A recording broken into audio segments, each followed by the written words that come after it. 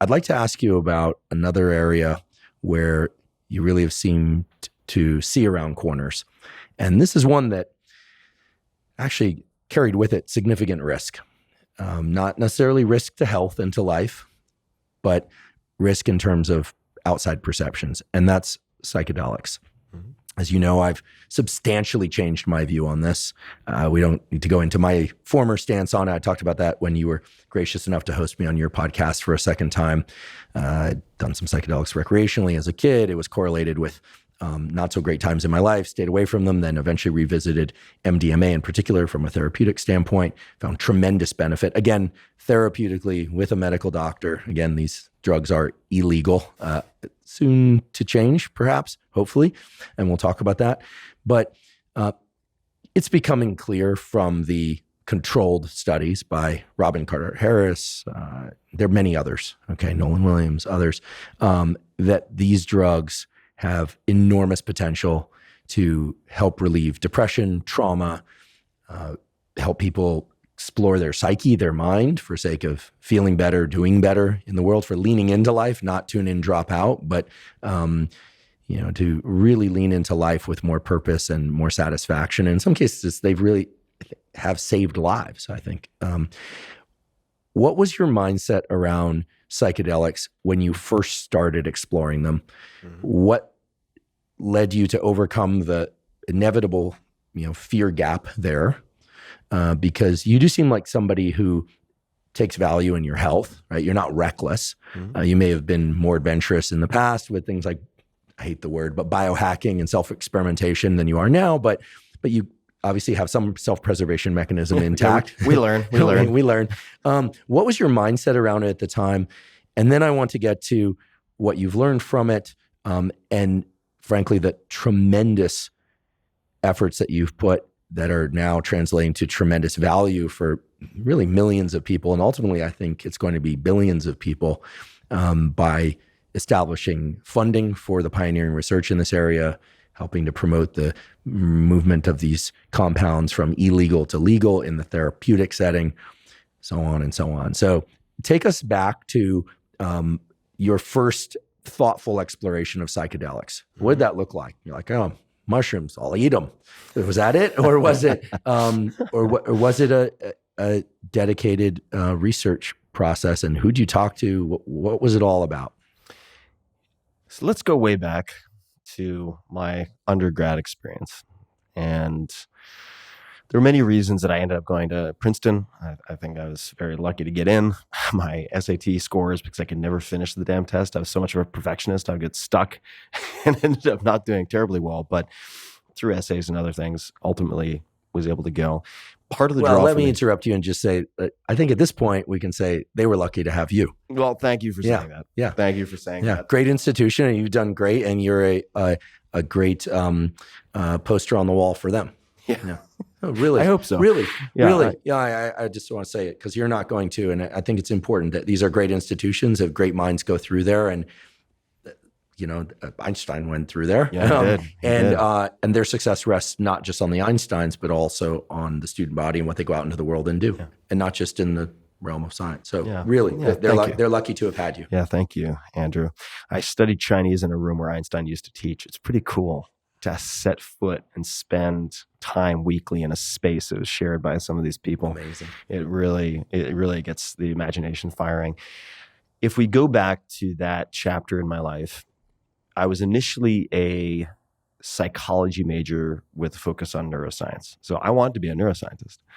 And there are many reasons for that. I have neurodegenerative disease on both sides of my family, so Parkinson's and Alzheimer's.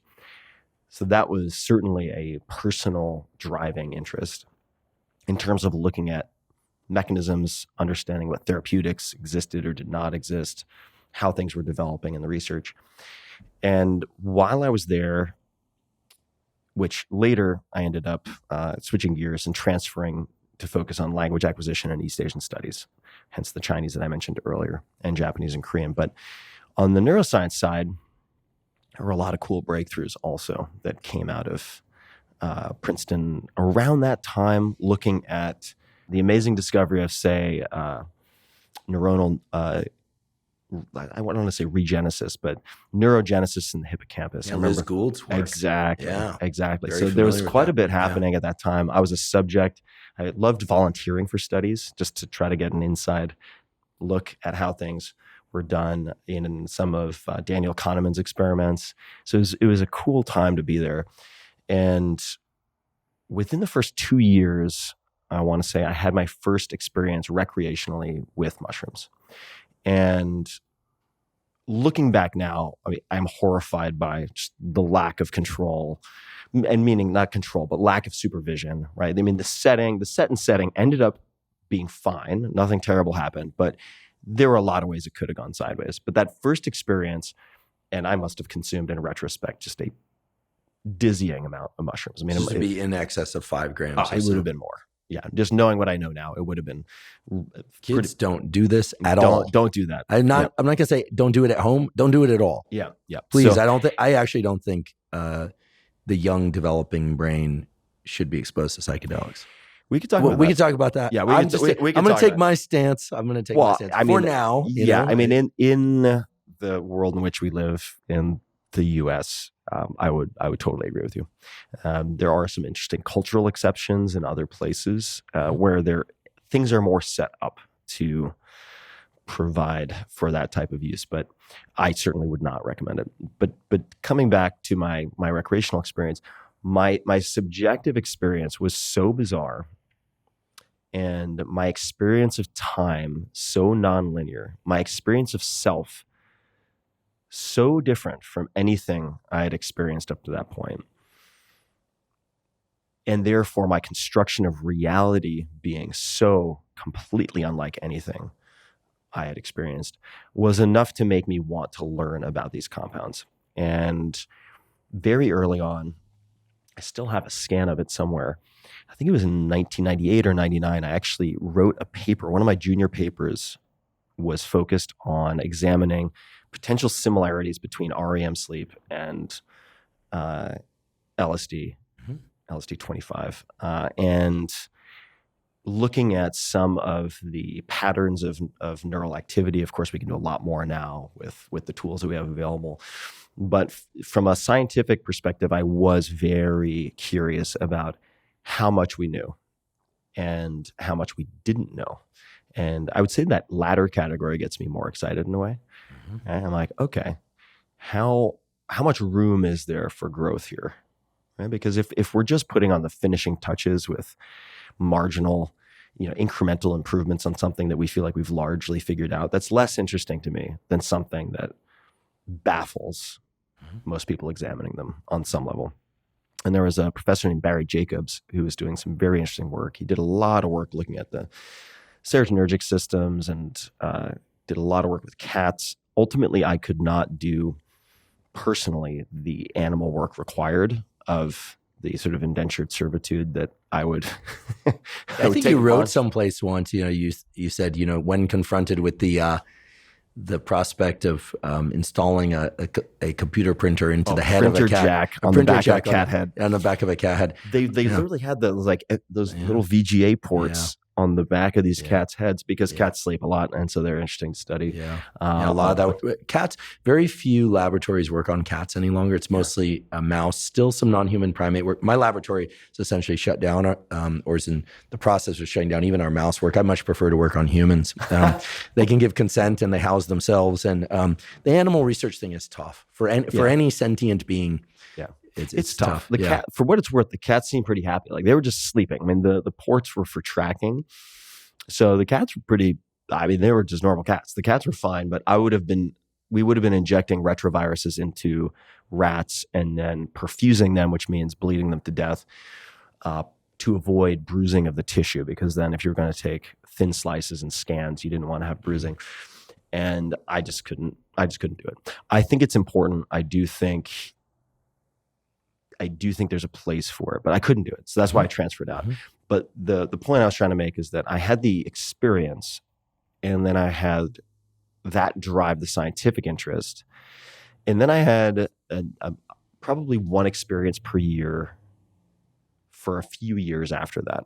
And what I noticed for myself personally, because I suffered from major depressive disorder and extended depressive episodes, let's just say on average 3 to 4 a year. And by extended, even before you had started. even of before, this. From a young age. From very young age. And I would say, so let's just call it 3 to 4 on average a year. Those could last each a few weeks or a few months. I mean, this is a very high percentage of my total year. And when I had these higher dose experiences with mushrooms, so we're talking about psilocybe mushrooms, and then if we're looking at the molecule that's being examined scientifically, psilocybin, I noticed this afterglow effect that was really durable. And that was an antidepressant effect or a mood elevating effect that lasted far longer than the half-life could explain, right? Because 4 to 6 hours, you're kind of on the other side. And I would experience this afterglow effect for 3 to 6 months. And that raised all sorts of interesting questions. What the hell is going on here? Is it the content? Is it some structural change? There were a lot of unanswered questions for me. And then I had a very, very scary experience that led me to completely stop use of psychedelics, where, again, uncontrolled environment, ended up in rural New York, coming out of my trip, standing in the middle of the road in the middle of the night with headlights coming at me. Goodness gracious. So you don't want to do that. Yeah. And I was like, okay, too dangerous. Were you taking them alone? Is that how that is? I was taking them with 2 friends, and my 2 friends, without telling me, just went for a walk and left me alone. Yeah. So don't do that. It points to these are powerful compounds. Yeah, you're playing with nuclear power. Like this is the nuclear power of like psychological or psycho-emotional surgery is the way I encourage people to think about them. And I stopped using any psychedelics completely. I was still very interested in them, but I basically hit pause. And I didn't revisit that until, let's call it 2012, 2013, where I was still struggling with major depressive disorder. And I saw my girlfriend at the time completely transformed by supervised, facilitated use of, in this case, ayahuasca, which was not quite as common as it is in conversation at the time. And she did that in South America, but she not only explained her experience, but I was able to see the transformation in her that seemed to have some durability over time. And that is when I started stepping back into researching psychedelics, looking at what had been published in the last, let's just call it 10 years, as of that point in time. And thinking about how I would approach it systematically with safeguards, with proper supervision, and basically approaching it the way I would have approached any of the topics in the 4-Hour Body. Mm-hmm. And that is what led me back into, along with a number of other interventions, I should say. So I wasn't betting the farm on psychedelics. I also started TM at that point. I was. You just some people might transcendental meditation. These are like 4 to 10 day meditation retreats. This was actually much shorter. It was a 2 or 3 day training, mm-hmm. and you're visiting the instructor. I want to say it's once or twice a day, probably once a day, and getting up to speed. And I did this because I was going through a period of acute stress. This was finishing the 4-Hour Chef. This was actually probably in the years preceding that. And I had one friend who I'd seen really change from, let's just call hyperkinetic, high anxiety to low anxiety. And he said, you have the time, you have the money, pay for the course, just take it. Yes, there are all these criticisms of TM. Yes, there are all these weird historical anecdotes of people trying to levitate and all this weirdness. Just ignore that. Well, trying to levitate, nothing against that. I mean, if you actually levitate, then we got to have a discussion. But trying to levitate seems like why not? Every kid tries all sorts of things. Give it a go. He's like, just put that aside, because I kept coming up with pushback. And he's like, look, all I'm saying is it's like a warm bath for your mind that you take twice a day, and it'll chill you the fuck out. So try it. And I was like, okay, fine. It's a good endorsement. I was like, at this point, I had been burning the candle at both ends so intensely. It's like, okay. So there was TM, and then I began examining how I might approach. Notice I didn't just jump into using them. I was like, how could I approach taking psychedelics in a logical sequence, with proper protections, with safety assurances, And that took me probably a month or two. And I was right in the middle of things. In Northern California, you have access to a lot. And only then did I start looking at having my own experiences. And lo and behold, I mean, I'll cut to the chase, but the personal outcome, and there are many different benefits and risks, I should make very clear. These things can be extremely dangerous in certain ways. Generally not physiologically, but they can be dangerous. I would say instead of 3 to 4 times per year on average, I probably have one depressive episode every 2 years. That's a significant improvement. Yeah, right. I mean, from a quality of life perspective, those are two different people. Mm-hmm. And that then led me to, as I did with all my workouts, right? I took copious notes over the span. I mean, now we're looking at 10 plus years. So if I were to ever write another book, it would probably be related to all of the really fine details of the experiments and my learnings, including some of the more bizarre things over the last 10 years. But it would be just a beast to create. So with psychedelics, experiences with psychedelics, and sort of psychedelic adjacent, non-ordinary experiences of consciousness, which I think often are touching at edges of the same thing, which is going to be controversial for some folks. But to come back to the storyline, just to put a bow on that, when I saw the personal outcomes for me, the anecdata from friends who are facilitators who have worked with thousands of people, right, which is a pretty good sample size. Mm-hmm. Still anecdote, but these are people who are very smart, who keep records. And I believe that these people have spotted patterns that are only going to be possible to test and verify over the next 5 to 10 years. So I at least as a means of generating hypotheses, I take these people very seriously.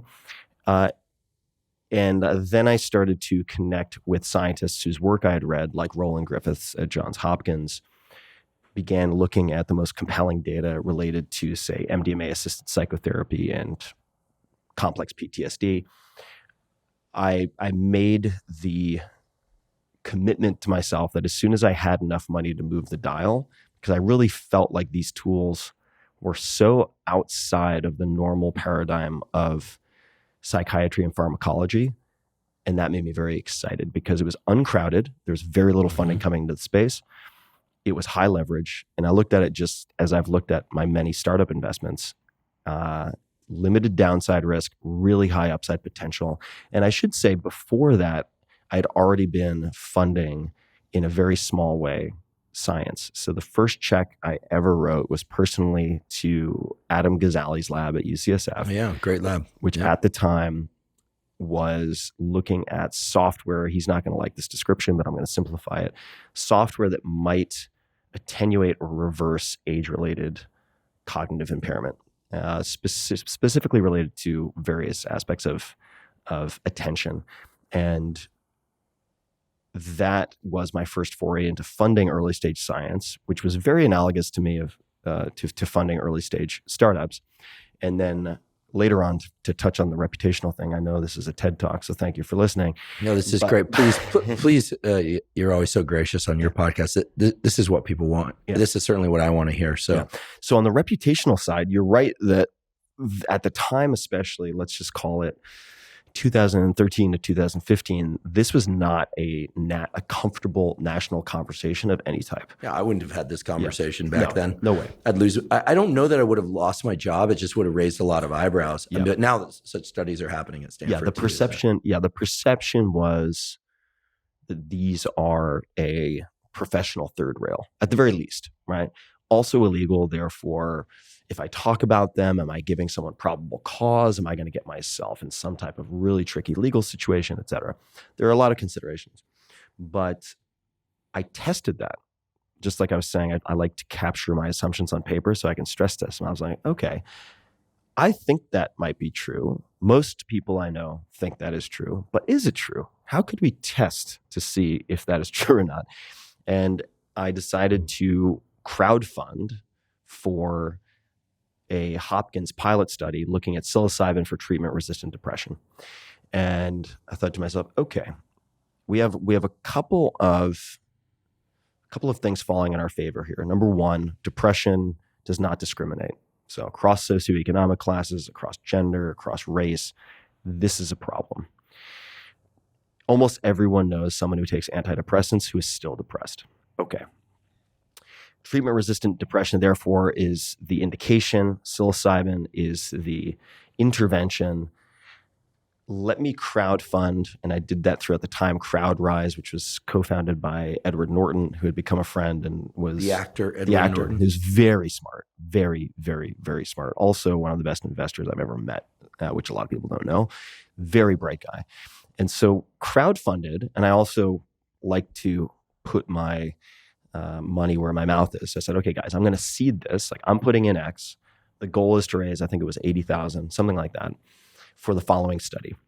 And then I was like, let's see what happens. And there was basically zero negative blowback. And not only was there no discernible negative blowback, a number of people, and this was deliberate, I wanted to see this, a number of people came out of the woodwork to support in a bigger way. And I was like, oh, okay, I see you. A handful of folks I knew. And I was like, oh, interesting. Okay, there are at least a half a dozen folks who are studying the same thing or paying attention to the same thing.